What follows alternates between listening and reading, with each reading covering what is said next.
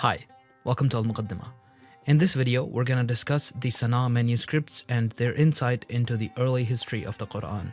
Muslims, including myself, consider the Quran to be the verbatim word of God, but for historians, it presents an opportunity to study the rather mysterious origins of Islam. Till recently, they only had one Quran to study, but in the 1970s, that changed with the famous Sana manuscripts. So let's take a look at what they have to teach us. In 1972, during a restoration project of the Great Mosque of Sana'a, the laborers came across a large number of parchment documents in the attic of the mosque. They didn't realize what they had stumbled across and packed up the nearly 12,000 parchment documents in some 20 potato sacks and put them aside. It's possible that they would have been forgotten if it wasn't for a man named Qadi Ismail al-Aqwa, who was then president of the Yemeni Antiquities Authority. He realized the potential of this find and got involved. In 1979, he was able to get a visiting German scholar interested in the project of examining and preserving the fragments. In 1981, Gerd Puin of Saarland University in Germany became the first person to thoroughly examine the fragments to determine what they were. It was quickly established that the fragments contained a version of the Quran, and some of them date back to the 1st century of Islam. Hence, at the time, they were among the earliest known copies of the Quran. A few years later, Puin's colleague von Bothmer took some 35,000 microfilm pictures of the fragments, which are currently being used to study the manuscripts. Among the fragments found at Sana'a, there is a set of fragments from the Quran. At first glance, it looks like a normal Quran, dating to perhaps late 7th or early 8th century of the Common Era. However, on closer inspection, it was revealed that the document was a palimpsest, meaning it was written over a previously written document. Hence, it contains two layers of text, the upper layer, which is newer, and the lower layer, which is older and was replaced with the upper layer. With different scans, scholars were able to put together the lower text and discover that it wasn't the version of the Quran that we have today. It's a different one. The upper layer, though, which was written after, is the standard Quran that we have today. So, are there different versions of the Quran? According to Islamic tradition, the Quran was revealed to Prophet Muhammad by the angel Gabriel, known as Jibreel in Arabic. The Prophet then dictated the text of the Quran to his companions, some of whom wrote some of it down on parchment, leaves, rocks, etc. Though the primary storage space of the Quran was the minds of the companions, it wasn't compiled into a book form during the Prophet's life. After him, these companions who had memorized the Quran started to pass away, and the Quran seemed to be at the risk of being lost. So Muhammad's successors, the caliphs, started to put it together in a written book form. This process is said to have completed around 650 during the reign of the third caliph, Uthman. Hence, the standard version of the Quran is often called Uthmani Rasm or Uthmanic tradition. Now, this book wasn't exactly meant to be read by anyone. The written Quran assumed quite a bit of prior knowledge on the part of the reader, so it wasn't meant to be learned from, but rather to serve as a tool that helps scholars remember the Quran. For instance, it didn't have vowel markers, so you'd have to know what a word was from context, not just from reading.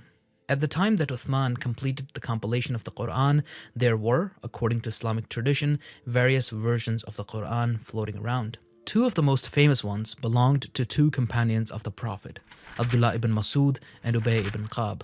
Also, apparently, different cities had different versions of the Quran. Uthman recalled all these alternate Qurans and destroyed them. Then he sent his standardized Quran to all the major cities to serve as a master copy.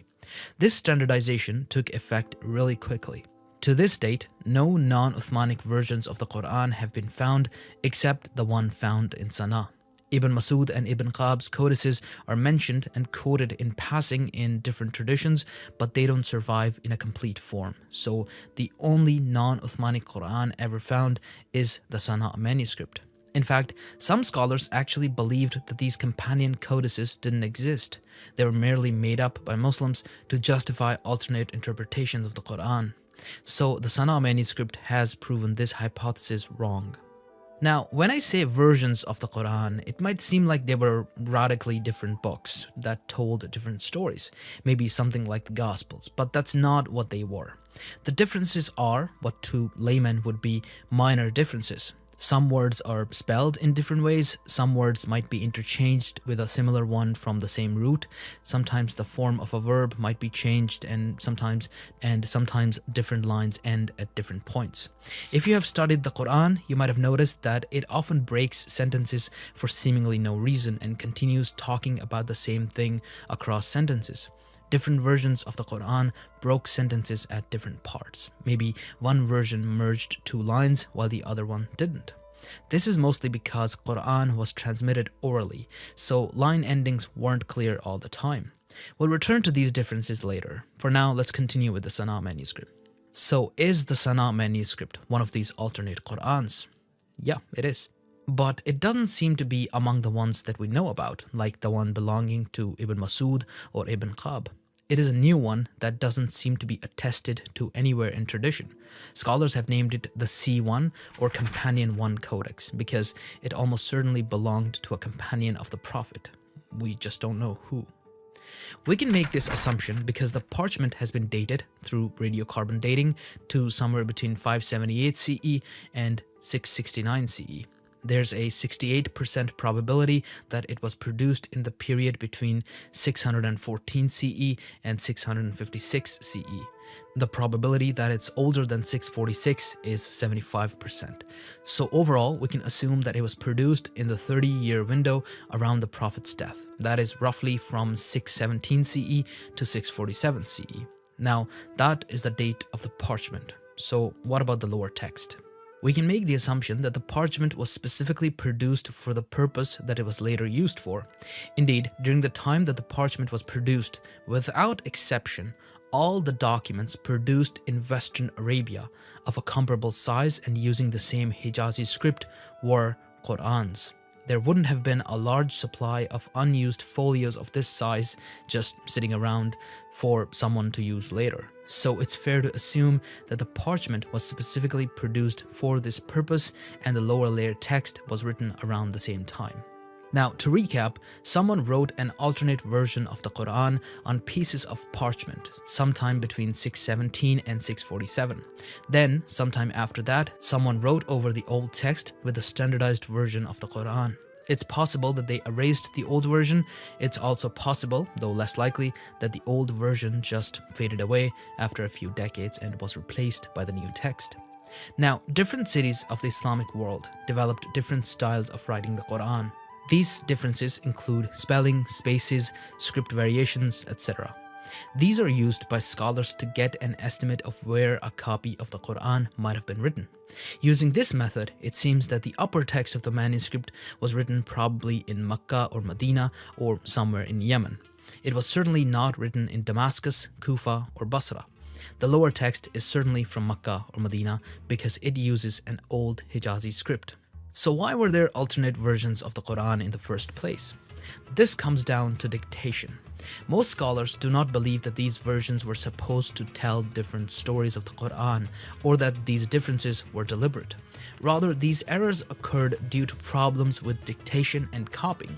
Before printing, books were copied by hand, and due to human nature, small mistakes were made here and there, which might even accumulate over time, creating almost something like branches.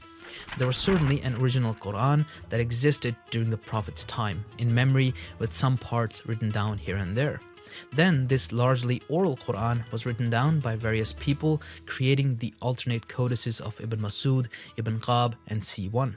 There is some disagreement over whether the Uthmani Quran, the standard version today, comes directly from the original Quran or whether it comes from one or many of these codices.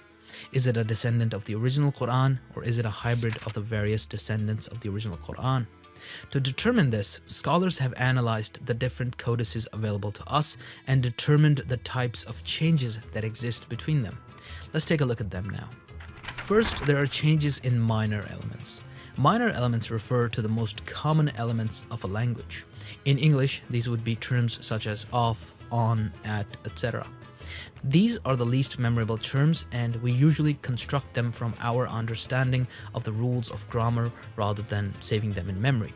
There are 35 omissions and substitutions of minor elements in C1 when compared to the Uthmanic Quran, which makes a very small portion of the text. The most variable elements are wa and fa, which in most cases don't change the meaning of the sentence. Then we have major elements. Major elements refer to stuff that isn't common. For instance, proper nouns, verbs, etc. There are 25 cases of major substitutions in C1, and of them, 18 are with similar sounding words, so they can largely be explained as human error. It is far more likely that a word would be omitted or substituted than added, meaning we're more likely to leave out a word or replace it with another word when talking from memory. We're far less likely to add a new word from scratch. So if there's a new word added somewhere in C1, it is considered a more serious change than when one is omitted. Minor omissions and substitutions are usually not required to be explained. They occur as a result of the natural part of the process of copying. It is major substitutions and omissions that usually reveal information about the text. The Quran is highly self-similar. Verses are repeated across the Quran with similar wording, and so it's easy for a scribe to mistake them. If a major addition can be found somewhere else in the Quran in a similar verse, then it is generally considered to have been an assimilation of a parallel verse. If, however, a major addition cannot be explained by another similar verse in the Quran, then the matter changes. One has to ask where the scribe got this term. Let's say there's a verse in all the codices of the Quran, but C1 and Ibn Masud's codex have an additional term in it, which the Uthmanic Quran doesn't. At that point, it's easier to assume that the scribe of Uthman just failed to note it down than it is to assume that both the scribes of C1 and Ibn Masud added the same term. In that case, C1 and Ibn Masud would be closer to the original source than Uthman would be. Now, in reality, this is a rare example. The Uthmanic Quran has overall 26 additions, while C1 has only 14. Almost all major additions of C1 can be explained as assimilation of a parallel verse, so in most cases, the Uthmanic Quran has additions that cannot be explained. So it's fair to assume that it is closer to the original Quran than either C1 or Ibn Masud. Keep in mind that we don't actually have the complete version of Ibn Masud's codex or even C1. To compare the three, scholars have to study a portion of the Quran that we do have from all three codices. So the data is very limited, and whatever conclusions scholars have reached now can change with new data. If you want to look at such examples of variations between C1 and the Uthmanic Quran, I'd recommend looking at The Codex of a Companion of the Prophet and the Quran of the Prophet by Behnam Siddiqui and Uwe Bergman. The appendices have many examples and explanations for additions and substitutions across both Qurans. The same paper says the following. In any case, textual criticism suggests that the standard version is the most faithful representation among the known codices of the Quran as recited by the Prophet. This appears at first as a curious coincidence, but on second thought, it is not surprising. If anybody had the resources to ensure that a reliable version be chosen, it would have been the Caliph. And if anybody had more to lose by botching up the task, again, that would have been Uthman, whose political legacy and efficacy as caliph depended completely on the goodwill of fellow distinguished associates of the Prophet. The remarkably few and minor skeletal morphic differences among the codices Uthman sent to the cities is another indication of the care that was put into the process of standardization. Another interesting thing that we've learned from the Sana'a manuscript is the timeline of some of the Quran's key features. For example, when was the Quran divided into its current chapters, called surahs? The most widely held view among Muslim and non-Muslim scholars is that the Prophet didn't do much in terms of compiling the Quran. He simply dictated the word of God to his followers. However, now it seems that that isn't the case. All the companion codices, C1 and the Uthmanic Quran, have generally the same set of paragraphs within the surahs. Not only that, but C1 also includes the names of the surahs, and most interestingly, it retains the same ordering of them as well. Not always, but mostly surahs consist of the same paragraphs, same names, and same orders. Out of these three, the order is the one that changes the most across codices. Some of you might know that all surahs in the Uthmanic Quran start with the Bismillah, the statement, "In the name of God, the compassionate and the merciful." All surahs start with this except one, the ninth one, called Tawbah. That surah is missing the statement, not only in the Uthmanic Quran, but also in the C1. So it seems that this was settled before 650 CE, most likely during the Prophet's own lifetime. Okay, now it's time for everyone's favorite section of my videos, my own opinion. In my opinion, the Sana manuscripts don't prove anything radical for the common Muslim. In fact, they prove a few points from Islamic tradition, such as the existence of companion codices and the naming of the surahs. So far, as they've been worked on, they haven't revealed anything that might shake Islamdom to its core. Gerard Puin has been among the leading scholars to comment on the potential of the find. He maintains that this proves that the Quran has a history and didn't, quote-unquote, just fall out of the sky. However, this point too has been maintained by scholars before Puin, so there's nothing radical there either. Of course, secular historians do believe that the Quran has a history. As for Sana manuscripts themselves, most of them are sitting with the Yemeni government and are largely available to scholars. Most scholars, other than Puin, have said that the Yemeni government was supportive of the research being done. Sadly, Yemen is in kind of a terrible state right now, and research on this incredible find is halted. I'm looking forward to them being worked on again and seeing what secrets they hide within them. In this video, we've primarily talked about the history of the Quran after the Prophet.